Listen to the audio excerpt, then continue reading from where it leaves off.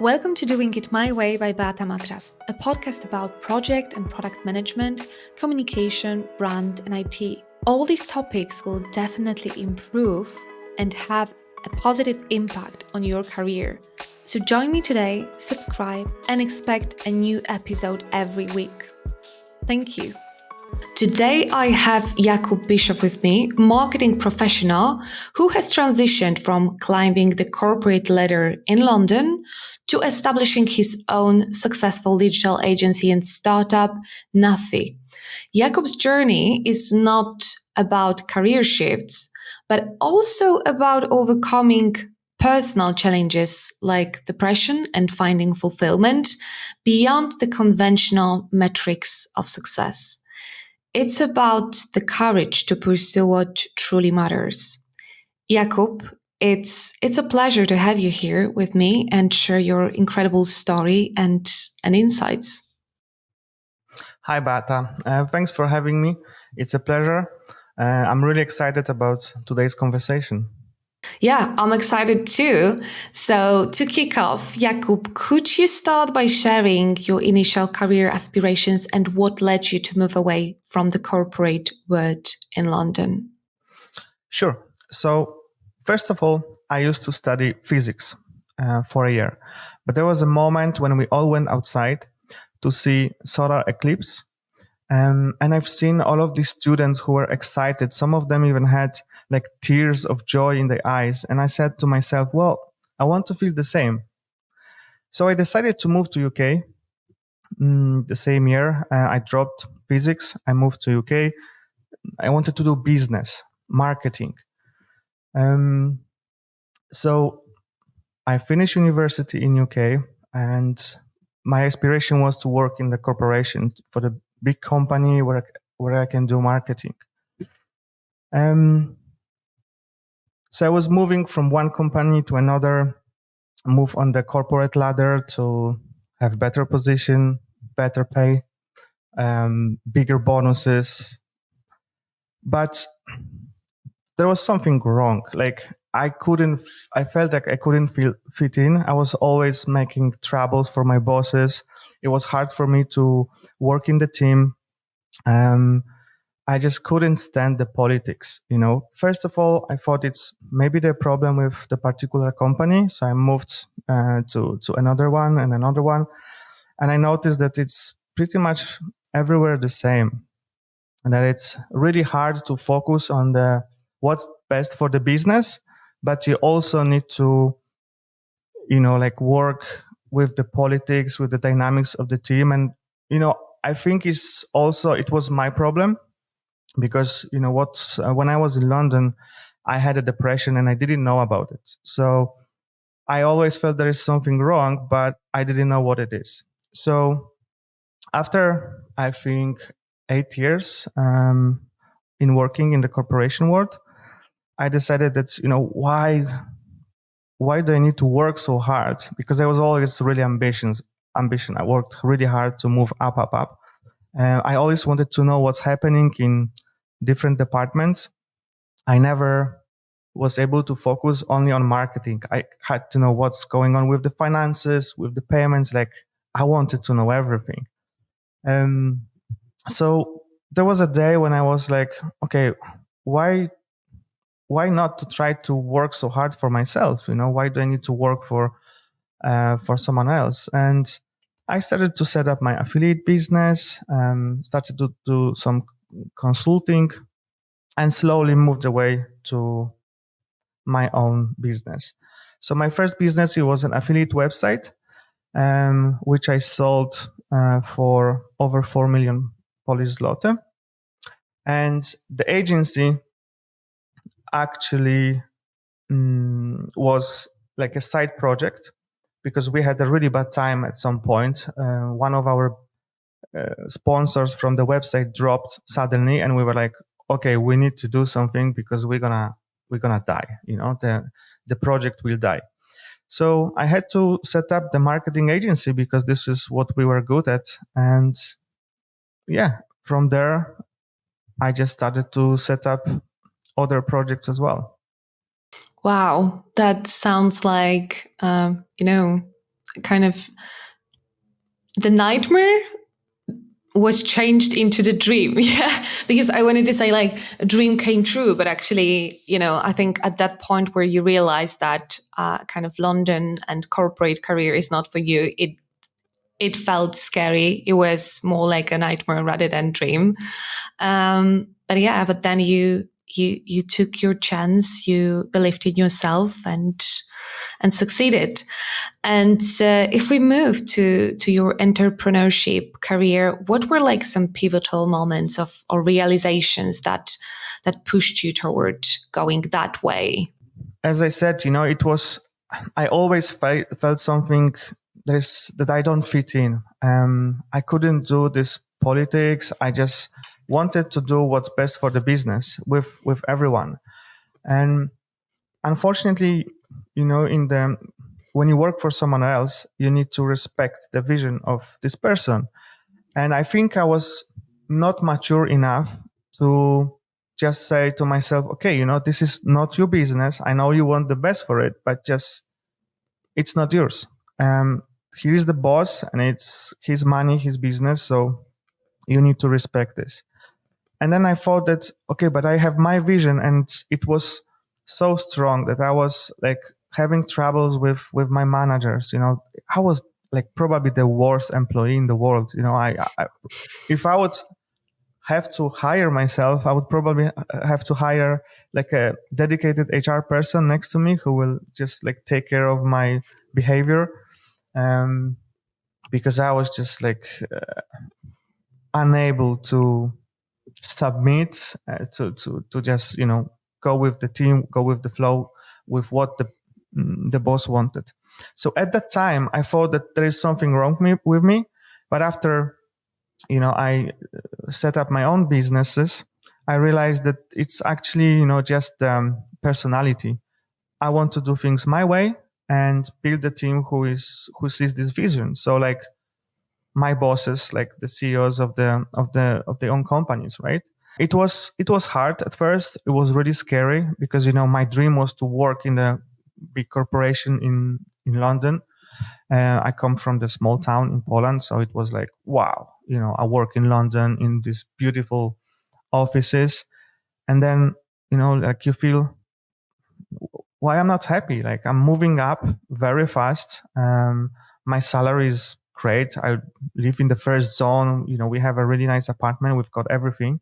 So what's wrong? Like why I always feel this need of more, and that just something is wrong. Yeah, that's also interesting because you said you were probably the worst employee, yet still you were climbing the ladder.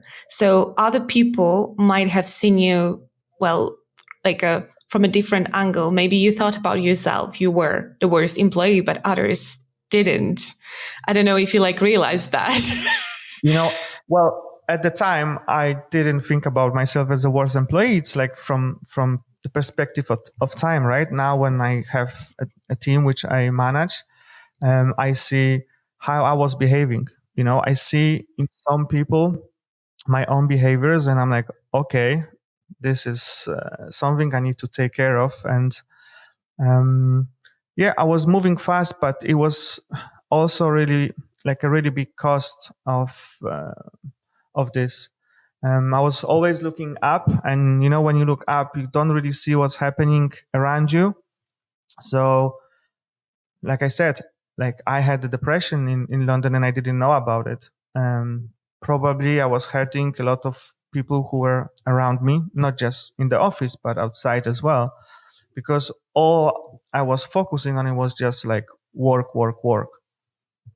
Yeah, to probably run from something. Yeah, run from this feelings of inadequacy and also like unhappiness. And you've mentioned on LinkedIn about dealing with depression. You mentioned about that during our conversation. And how did you navigate these challenges, and what role did they play in shaping your current path? I had when I set up my business, it was still in London, but it was focusing on the Polish market. And at some point, I was working from home just being by myself. And I was like, okay, the team is in Poland. Maybe it's a good idea to move a bit and see how it is in Poland. After 12 years being in London, maybe it's time to check if things got better. So I came back to Poland. I wanted to slow down a bit. I had some personal stuff going on as well. And when I came back here, a friend of mine said, look, I think it's worth to talk to the specialist, because it seems like, from my perspective, you have it all. Like you had a great job, you finish uni in UK, you have now your own business, which is doing well. So maybe it's worth to talk to a professional. So I did. And actually I went for the psychotherapy for over 2 years. And even now I work with the leadership coach just to set everything in order. Okay. Okay. What advice would you give to others who might be facing similar struggles in their careers or personal life? From your experience, what would it be? Talk to the specialist, and sometimes we talk to our friends or someone who is nearby, and they can say, everything is fine, you're doing well, like just don't worry about it, like maybe you have just a bad day. But sometimes we just feel inside that there is something wrong, and if we feel like no one understands it, like even we don't understand it, just go to the specialist for one meeting. Maybe you will find out something which is really new, really important, and it can change the life. Because in my case, I can say it actually changed my life like 180 degrees. I have better relationships with people. I feel much better about myself. Of course, it's like a work in progress. It's not that I finished the therapy after 2 years and everything is just done and dusted. It's a work in progress, because everything is moving fast. Technology, the world, the way we communicate. So things are changing, and it's really hard these days to stay on top of what we feel, what we want. I see a lot of people who are just really unhappy doing things, that can look really nice from outside, but they are unhappy. They can have, like it was in my case. Look, when I sold the company, I had everything. I had cars, really nice apartment, motorbike. Like I was like a kid in the toy shop, just buying everything, and it still didn't make me happy. So I was like, okay, it's time to talk to someone who is a specialist who can help me. To trust someone, but talking about specialists and therapies, you also have to find your kind of your person, yeah, who will support you, because it's and it's also not easy. It's the process. Maybe the first specialist won't be the one that will help you or will understand you, because we're all humans, yeah, and sometimes we also make mistakes, and yeah, just don't fit together, yeah. Yeah, actually, it's really hard these days to get to the good therapists, because they have so many patients, and it's really easy to give up. Even I think a few months ago, I've seen someone writing on LinkedIn that he decided to go to the specialist because I think his wife forced him to go, and he was like, okay, I will try. And he was like, well, they don't pick up the phone, they don't answer my email, whatever. I will not do it. So yeah, it's a process to first of all to get to someone, and to get to someone good who will understand you. Like now, for example, I feel that my leadership coach understands me much better than my therapist. Of course, we talk about different things, but whenever I try to talk to my therapist about my business issues, like dynamics with people or something like this, he couldn't understand it. Like his advices were actually wrong. So yeah, it's really important to find the right person for the right problem. The right person for the right problem, but also we tend to focus too much on fixing ourselves instead of creating and building ourselves up. I mean, that's the difference, because the therapy very often, I mean, I'm after therapy. It took me like more than 3 years. I went through the process, I finished that. And after Nice. that, after that, I discovered that I was like trying to fix myself, to fit myself into like a kind of scheme. Um, and at some point, I started to take care more about creating myself and who I want to be, who I need to be to kind of fulfill my dreams and create the life that I want. So instead of, being broken, I decided to just, go different path. Yeah, Yeah. that's amazing. But I think it's like a second step, that the first one is just to pick yourself up and understand, that whoa, actually there is something like depression or, something can be wrong with you. Then you learn, they give you the tools to learn how to notice things. And the second stage is like, okay, now I have all of these tools. So let's, do things my own way. So I think it's like you are gaining, thanks to the therapy, you are gaining the confidence.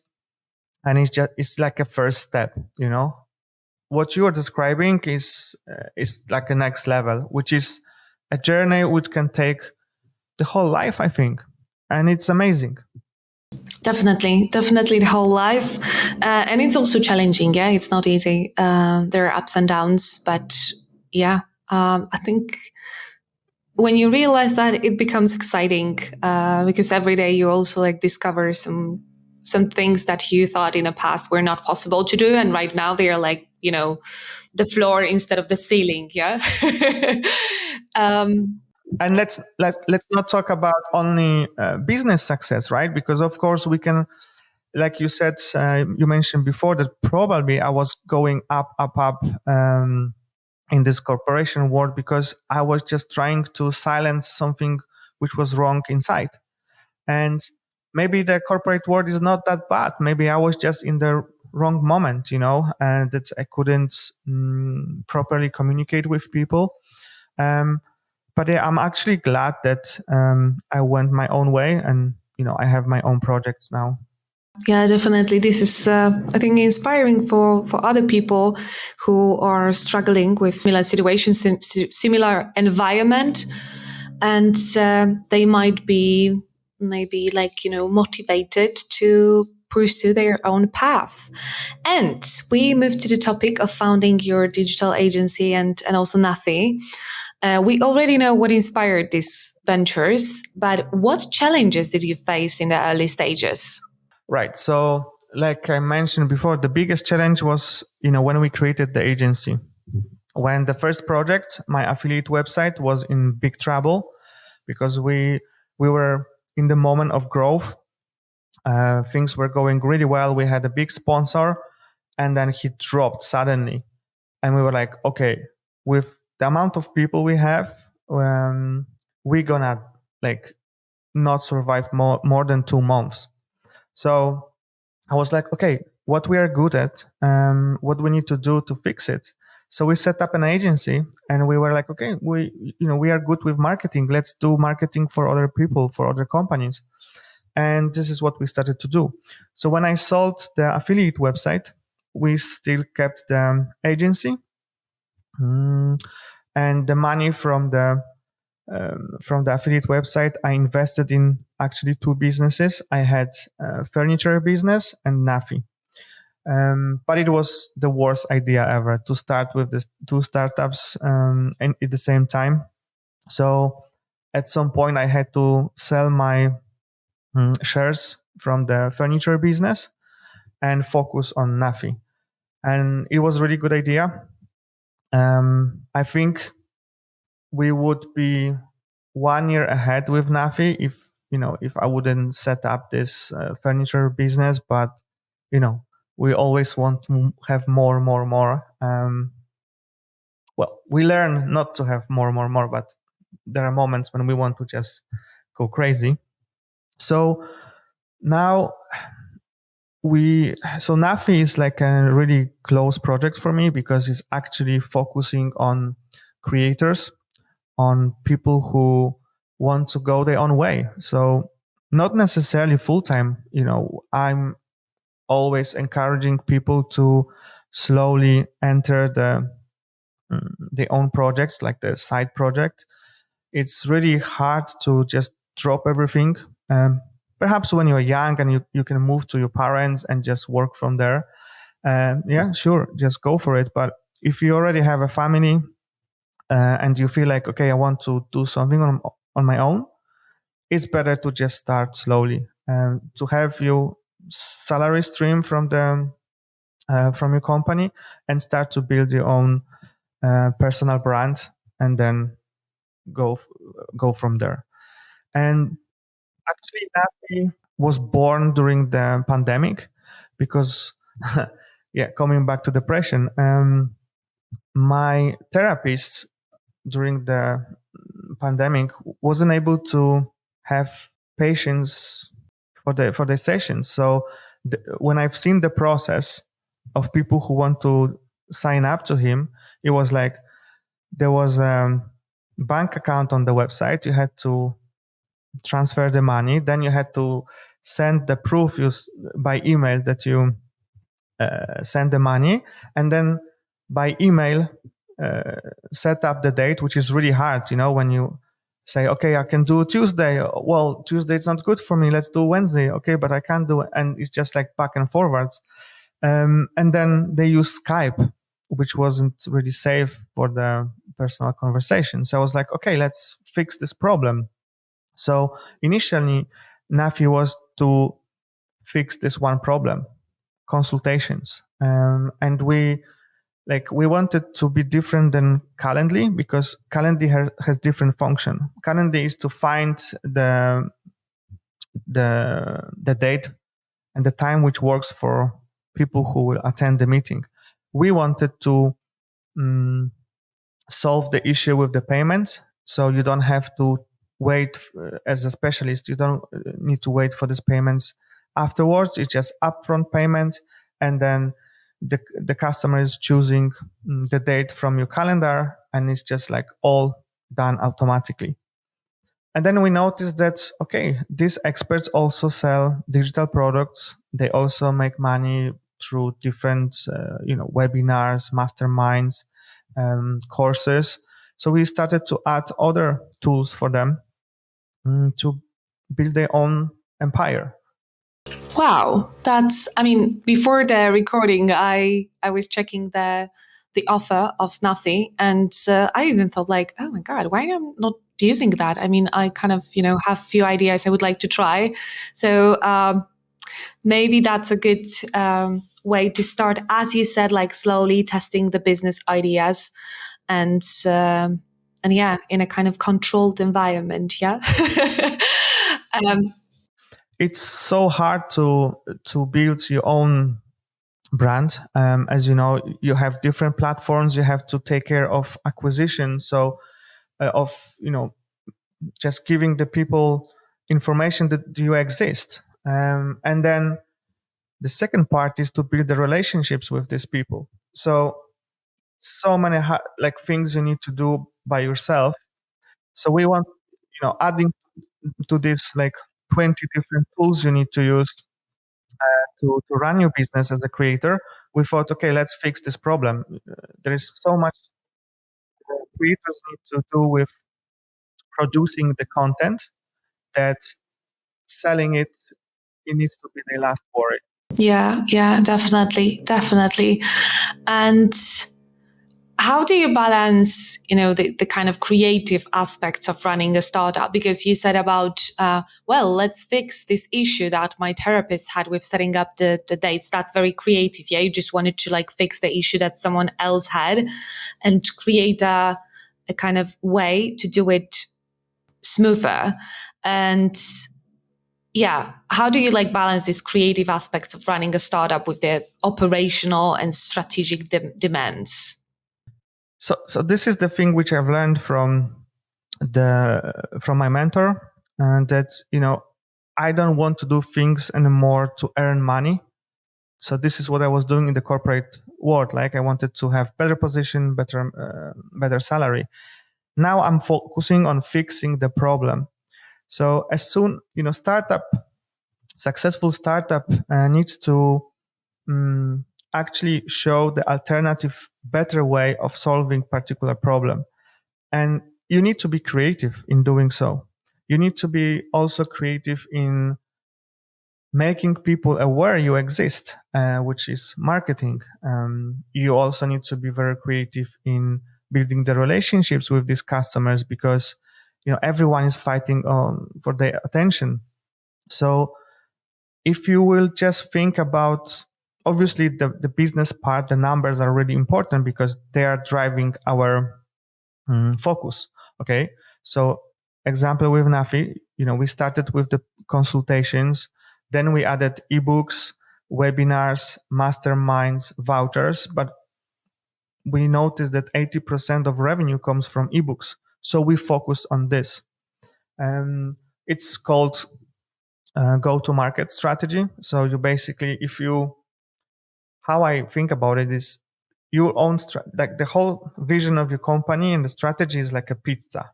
Okay, so this is like the final product. Your business is a pizza, but you need to focus on the first slice.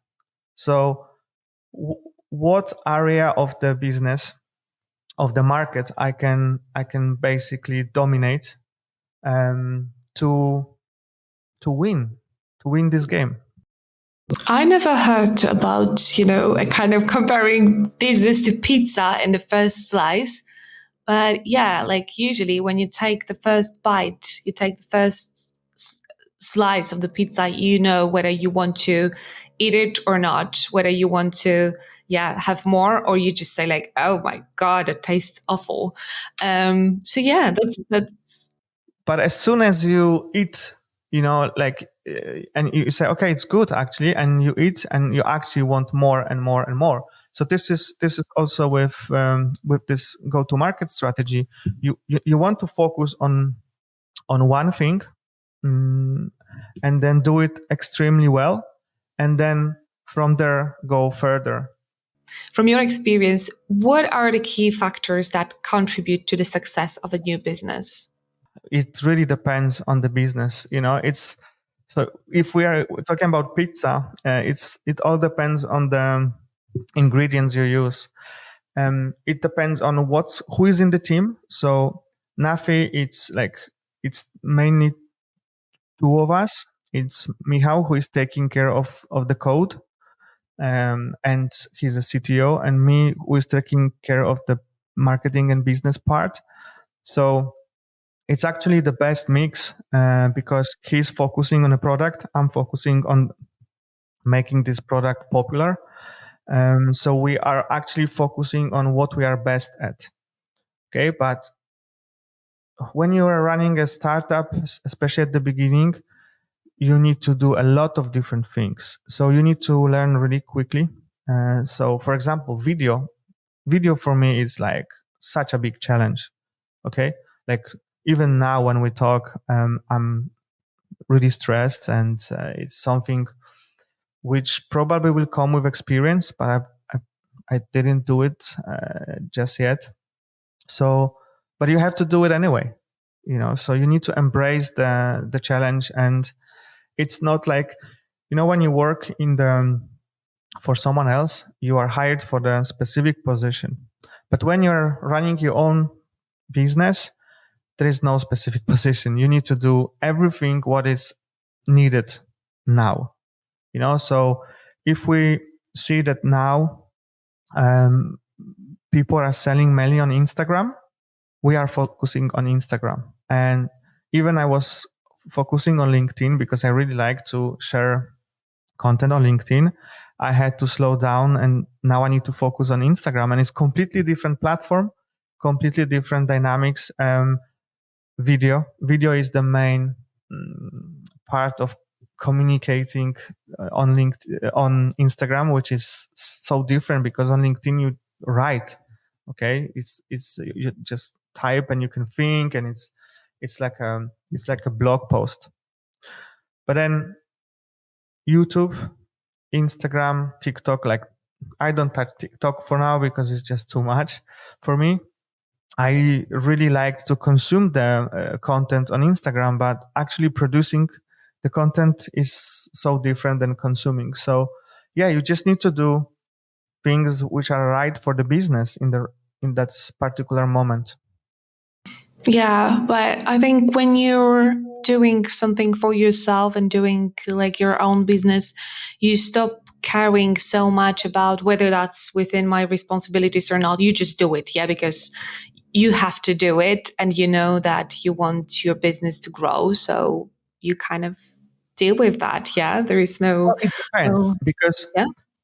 sometimes you can just try to like solve this by, okay, we need to hire this person, we need to hire that person, but the amount of time you need to hire a person and actually to train this person, by the time you do this, you actually, it's easier, it's faster to learn a bit yourself. And then when you see that this channel or this strategy works, then you hire a person who is specializing in this and who will do it better.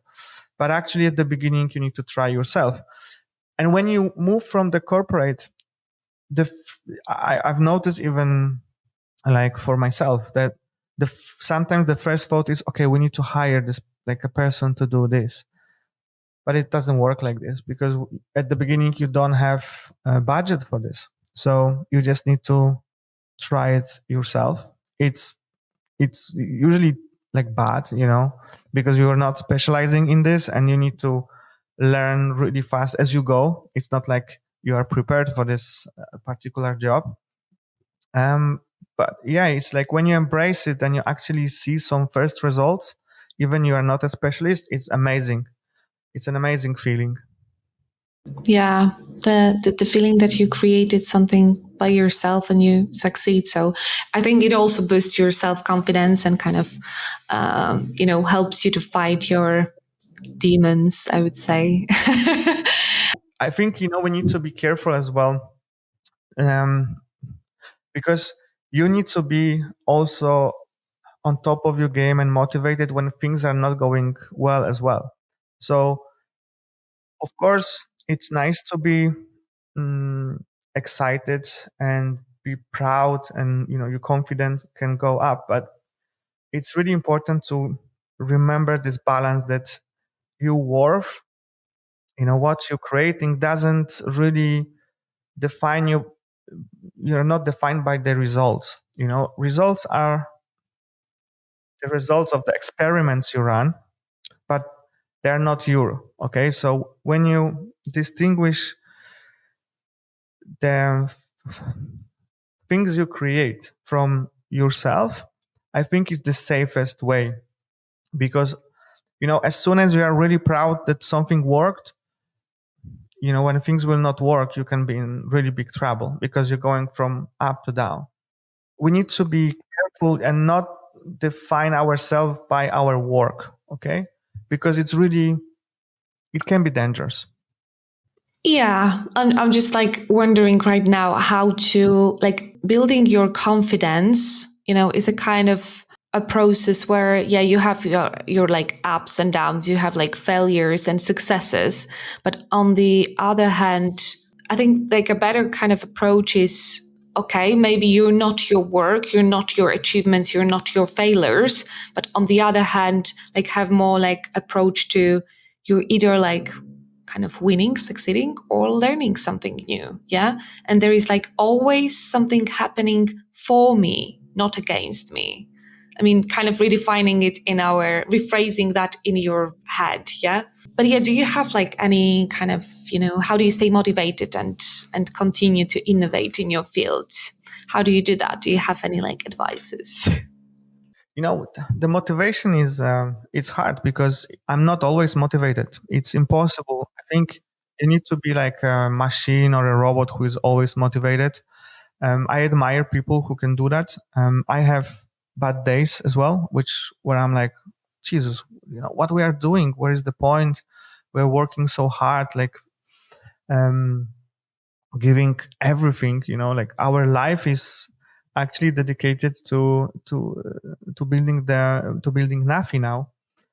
But then I get a message from our customer who says, like you saved me. Like I actually got one message from the guy who said, look, I was really depressed in my apartment and I had no money, and I started to sell my digital products and the consultations, and basically I was able to pay my rent. So of course there are also the financial results which are make you happy because you see that the business is growing. But the amount of messages when you get, wow, you helped me so much. Like I don't have to have my own website now, I can focus on producing the content. Or like this guy, when he mentioned that actually we saved his finances, that gives you motivation. Or when you see a bad message where someone says, oh no, delete my account, I don't like it, blah, blah, you are like, okay, why this person doesn't like it? Is there anything we can improve or we should improve? Like maybe it's just she misunderstood something, and then we try to talk to this person. So yeah, I think it's just like the need to trying to solve this particular problem. It's called market fit, just understanding, who is your customer and what's the problem you are fixing for this customer. And that's all about startups, just solving the problems. Yeah, solving the problems, as you said, finding your product market fit. Yeah. And with the kind of insights gained from your journey, where do you see yourself and your ventures in the next months, years? What's your approach to planning? We don't plan anymore in years. With the technology moving so fast, with the AI, when now the code starts to be something really common. Let's see. Let's look at the TV. Okay, look. Now we have a platform, YouTube, Spotify, where we can talk, when we can share our knowledge, our passion. And before YouTube, before internet, there was only TV, and it was only for a few people who could actually share themselves on TV. It starts to be the same with code. I think soon everyone will be able to create their own apps, and the technology will be really easy to duplicate, and it will not be an asset anymore. So it will be all about the communities. So each company, in my opinion, now need to focus on building their own community around the business. And thinking in years, planning in years, it just doesn't work. For us, it's a quarter, a maximum. Obviously, we have like a vision what we want Nafi to be in the future. We want it to be the best tool for creators, but we don't know what will be the definition of the creator in few years. So we are just fixing the current problems for them. And honestly, I'm unable to tell you what will be in 2 years. Maybe there will be a new platform. Maybe there will be a completely new way of sharing content and communicating. So we are focusing on this quarter. Mm, for now, it's to add a new product, which is courses, because a lot of our customers and the potential customers are asking about online courses. They want to use our platform for that. So we are focusing on this. We don't look further because the roadmap, at the beginning, we were spending hours on trying to prioritize what should we do next, this and that. But now it's basically we do it in sprints. for this week, what's for the next week, and what we want to achieve in this quarter. And before we wrap up, could you share like one final piece of advice for our listeners who might be thinking about a significant career or life change? Well, it's important to understand, why do we feel this need of this change? Is it because sometimes it's not, it may be the company you work for, it can be the role you're in, or sometimes maybe something completely outside work, which is distracting us. So my advice is to just try to listen to yourself, not to everyone else. I think the main problem these days is that we are trying to find like a golden solution, from all of these awesome podcasters who will tell you what to do, what not to do, what works for them. And we think that if something works for someone else, it will work for us. So we don't, look at things with the filter. So I think it's important to try to understand ourselves first. If we can't do it by ourselves, then it's worth to talk to the specialist, a mentor, or to the therapy, to a person who will give you not a solution, but will give you the tools so you can discover yourself. And by this, you will know what exactly you want in life, and just then have the courage to go for it. Yeah, to do it your way. Like the name, almost like the name of this podcast. I really like that advice because there is like many recipes, as you said, from people who do it this way or that way, but we always have to put that filter on, like, who am I and does it fit me? So thank you for that advice. I'm also going to use that. And for those, it's a really cool name for the podcast. Yeah, I think so. And for those interested in connecting with you or learning more about your work or using Nafi, where they can find you? LinkedIn. I started to communicate in English on LinkedIn recently because we have ambitions to go outside Poland, maybe at the end of this year or at the beginning of the next. Currently, we're focusing only on the Polish market because we want to dominate here. And as soon as we feel ready, we'll go further. I like LinkedIn too, and I'll add the link to your LinkedIn then to the podcast description. And I wanted to thank you very much, Jakub, for our conversation. It will maybe inspire or motivate people who are struggling with difficult situation or factors in their life right now. And I think that can help a lot of individuals wondering what they can do, or should they do this or that, or definitely. Thank you for that conversation.